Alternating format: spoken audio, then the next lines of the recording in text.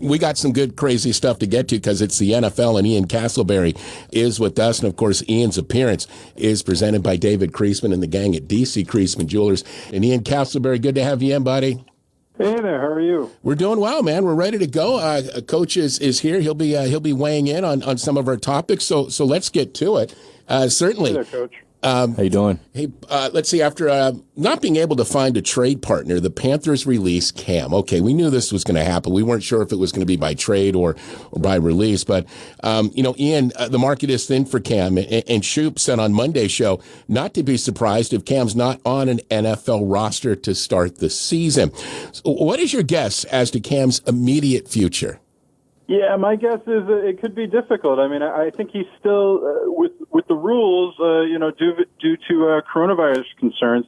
I still don't think he can fly in and get a physical with a team. So teams are going to want to know if he's healthy. I mean, I think this is one place where the Panthers kind of screwed Cam Newton over. I mean, obviously by cutting him, they did so, but not doing so earlier before all of this went down. I think they were so determined to make a trade happen, and obviously that fell through. But had they cut Cam earlier in the year, he could have had a physical. Maybe he wouldn't have been in as good a condition as he is now, but I think he would be in a much better position to find an employer. And I just don't see where a starting opportunity is in the league for him right now. I know a lot of people, maybe including yourself, Pat, have pointed to the Los Angeles Chargers. Mm-hmm. If maybe he can beat out Tyrod Taylor for the starting job there. But otherwise, I think he's a backup quarterback, at least, going into training camp. And there are plenty of opportunities there. But is that what Cam Newton wants at this point? Yeah, that's the thing. And Mike, you sometimes deal with those type of athletes. It's like, I'm a starter, man. I'm not a backup. If you're a coach, how do you think that's the best way to handle if Cam and a player like Cam, this is what my expectations are? Well, in his situation, he's probably he's going to adapt to what the market is, and this game, football, whatever, can be very humbling, and these guys, you're talking about a Heisman Trophy winner. You're talking about a guy who was NFL MVP, NFL MVP, Super Bowl. I still remember him walking off the post game press conference, and that was like a huge deal at the time. I can't remember how many years ago that was, but this is a humbling sport at that level, and watching Jason over the years and seeing all the things that he's gone through, it's been.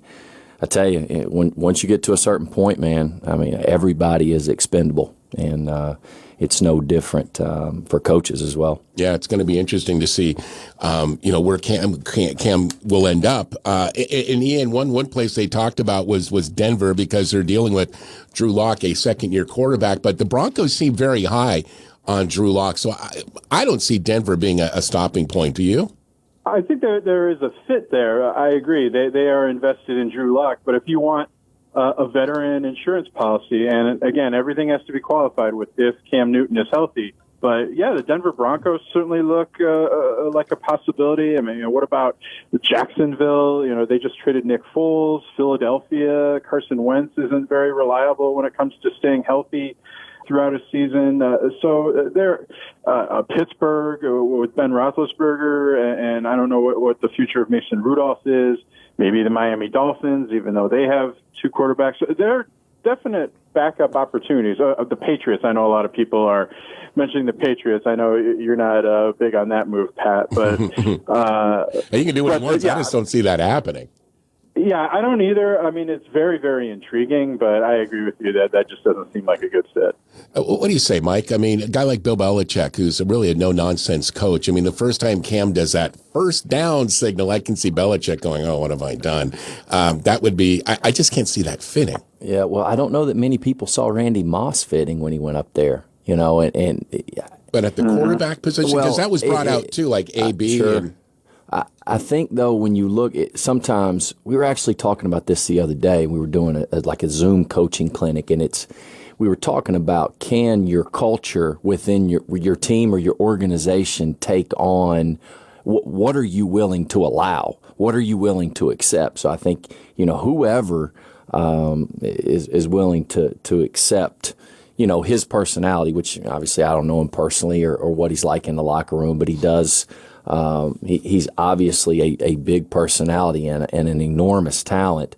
But if there were anyone in the league, you would think that could, you could bring that in and you could see some success there. But it's just I would love to hear and listen to what he's thinking right now in terms of, not being with the Panthers, how you feel inside, because that's it's just hard to imagine.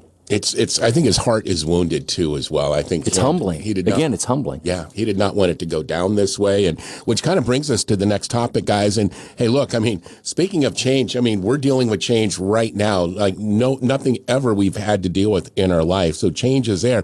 Panthers fans are going through change right now with Cam gone, with Greg Olsen gone, Luke Kuechly retired. There are a lot of fans that are kind of freaking out on this. Shoop loves Teddy Bridgewater as the quarterback. He thinks he's going to do a really good job for Carolina. Others maybe aren't so sure. But, Ian, should Panthers fans trust the process of rebuilding, or should they be concerned with the ripping up of the team right now? Well, I think you have to trust Matt Rhule's record. Now, I know it's not established in the NFL, but, the turnarounds that he did at Temple and at Baylor, Coach mentioned, how important culture is. And I think that's really one reason why the team got rid of Cam Newton and why they were willing to let Greg Olsen go. And I'm sure they didn't want Luke Kuechly to retire, and maybe he would have been on board with whatever Matt Rhule and his staff are doing. But I think they really do want to change the culture in that building, on that team. That's something that David Tepper has talked about in the past that he's really big on as well. So, I don't know if this is something that Panthers fans are eventually going to roll their eyes at, but I don't think it's a coincidence that Matt Rhule is bringing in some of his former players from Temple. But they also happen to be very productive players. I don't think he's just bringing in guys because they used to play for him. Robbie Anderson, they just signed as wide receiver. He had 52 catches last year, almost 800 yards. P.J. Walker, unproven at the NFL level, but I don't know how much XFL you or the listeners watch, but P.J. Walker was pretty much the breakout star, completing 65% of his passes, throwing for 1,300 yards, 15 touchdowns. So I think he's an intriguing player to put in that mix. And I think, they are familiar with Rhule and how he likes to run a team, the culture he wants to implement. And I think it's important to Matt Rhule to have those kind of guys who are familiar with him in that locker room. Yeah, and speak to that, Mike. Well, I think what was Rhule's contract with? It was a lot longer than they thought, right? It's with the Panthers. Yeah, I mean, it's like 6 or 7 years, right? Which isn't that a little bit longer than a normal NFL head coaching contract? Yeah, I would imagine that it is. You're giving him a lot of control. Well, it's a lot easier to talk about building a culture and a process on a 7-year deal. You know what I'm saying? Yeah. And I think, from a coaching perspective, and at the collegiate level, I think the word culture, I think building a program is talked about a little bit more. I don't know at the NFL level how. I think it's easy to talk about now, but how accepting are people going to be in year 2 if you've not pushed the envelope or moved the needle in terms of actually winning? And while I could definitely see bringing in some people who are up to date on what you're trying to do as a coach. And didn't he hire the guy at LSU? Joe the Brady. Hot open comer. Yeah, Joe Brady. I don't know what the record is for college guys going to the pros. I know on the basketball side of it, it's been quite the challenge. Yeah, it's kind of been the same for the NFL as well. There have been a few breakthrough coaches. Yeah, but Rhule is definitely, he's flipped 2 programs at the collegiate level. He's a guy who's earned everything that he's gotten, it seems to be. There's been a lot of stuff written on him. I've actually read a lot of stuff and listened to a few things.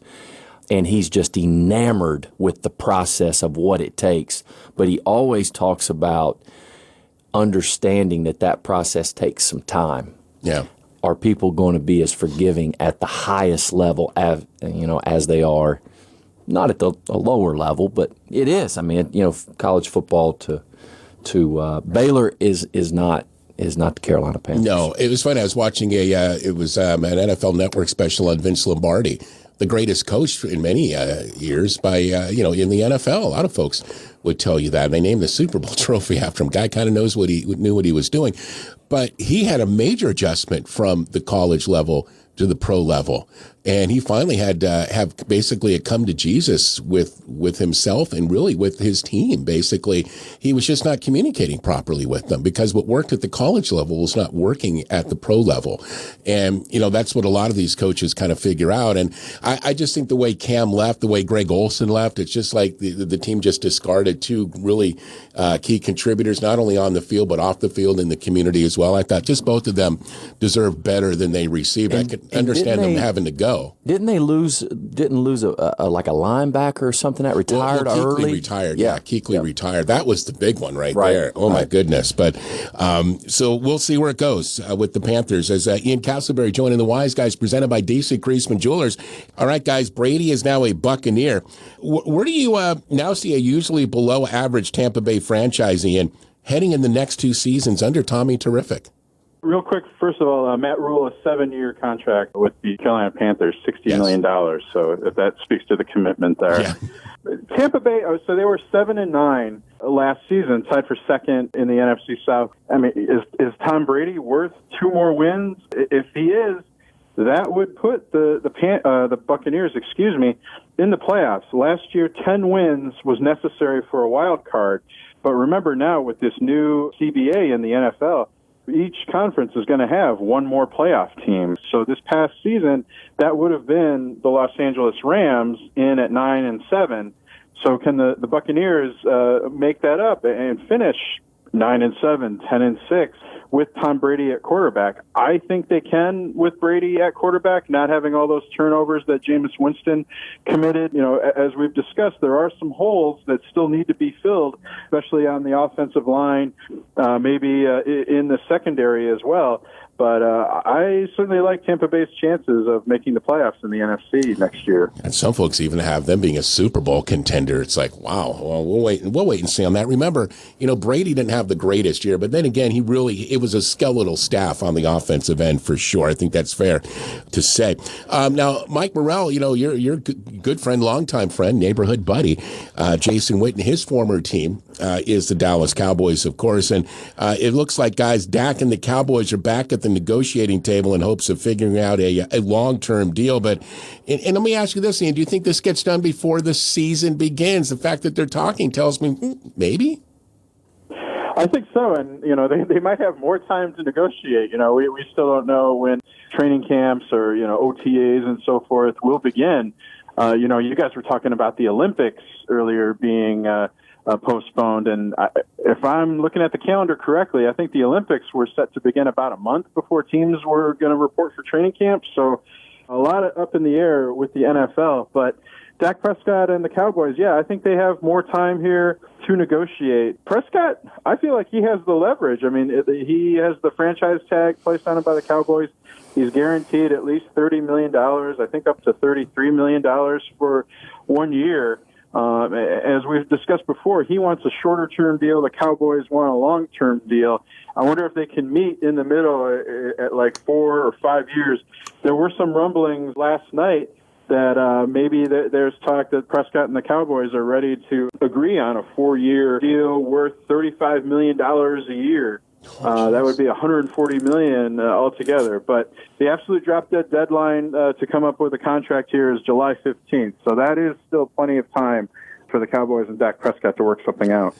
All right, we'll see where it goes for sure. Ian Castleberry covers baseball and the NFL with us, along with John Shoup in that department. And Ian, can't thank you enough, man. As always, stay safe, stay isolated, and stay sanitized. We'll look forward to catching up with you on Monday, buddy. Thanks, guys. Great talking to you, Coach. And, I might bake bread this weekend. This is what it's coming to. Wow, really? We're all doing things we're never comfortable with. So what kind of bread you going to make, man? Like raisin bread or just like... Oh, here he goes. Yeah. If it's just bread that can be edible, I'll be happy with that. Really? Yeah, maybe raisin bread. I don't think I'm ambitious enough to try and do sourdough or anything like that. I'm going to help you out since you're doing this. Do like a Reese's peanut butter bread. Can we do that? What do you think? I'm serious here. I think it's worth a try. Yeah, man, chocolate in anything Watch is out, good. City Bakery. Is that considered baking? Is that considered bake? Yes, it is, Mike. You can, yeah, absolutely. Chocolate and bread. Oh man, I bet you there's 3 people in the audience right now going, "Oh, I can't wait to tell my wife this," and that's going to be the end of them listening to this show. Like, you need to stop that, man. I don't know, man. Reese's peanut butter and bread. Just throwing it out there, you know. I'll put some seeds in it too, so it seems healthy. No, don't do. Okay, now you're ruining it, Ian, for crying out loud, man. All right, we'll work this out. We'll get with Stan, see what Stan's doing to kill time as well. Hey, buddy, always appreciate you. Enjoy. Good chat today. Okay, thanks, guys. Enjoyed it. Thanks, Ian.